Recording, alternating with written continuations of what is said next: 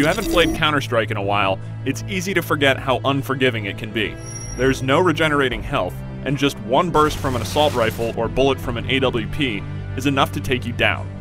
Valve's next entry in the franchise, Counter-Strike Global Offensive, isn't meant to be a huge step forward.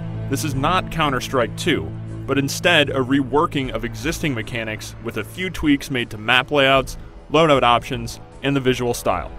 Global Offensive will also be available on consoles. Xbox 360, PlayStation 3, and PC players will get a chance to play when the game's ready sometime in 2012, though PC players will also get a shot earlier in a beta test planned for this October. The basic gameplay in Global Offensive will be familiar to any series veteran. You split into two teams, terrorist and counter-terrorist. Depending on the map, the objectives will differ. On Dust and Aztec, the terrorists need to plant a bomb at one of two designated sites, while the counter-terrorists need to stop them. There aren't any respawns or revives, so once you die, you spectate the rest of the match.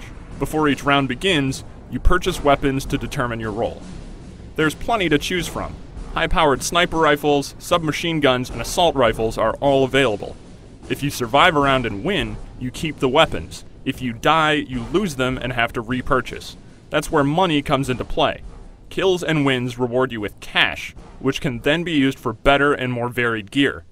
This includes standard explosive grenades, flashbangs, and smoke, as well as a new gear item, the Molotov cocktail.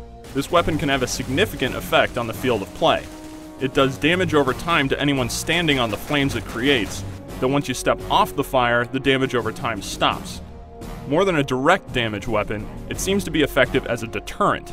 Because no player is going to want to run across a carpet of fire, the Molotov seems like it could be really useful for map control and defense. Speaking of maps, Valve's made a few changes to the Dust and Aztec maps that longtime players might appreciate.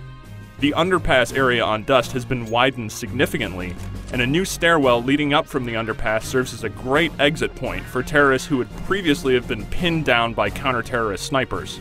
Other returning maps, like Dust 2, have barely been touched aside from the new visual style, and fans can expect to see Nuke, Inferno, and Italy in the game when it launches.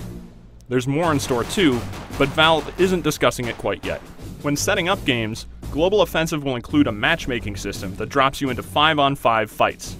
You'll have a skill ranking, so ideally you'll be shooting players of appropriate skill levels, and bots of corresponding difficulties will be subbed in when human opponents aren't available. For anyone who finds 5-on-5 matches to be too restrictive, custom games can be set up on PC, though console players won't have this ability.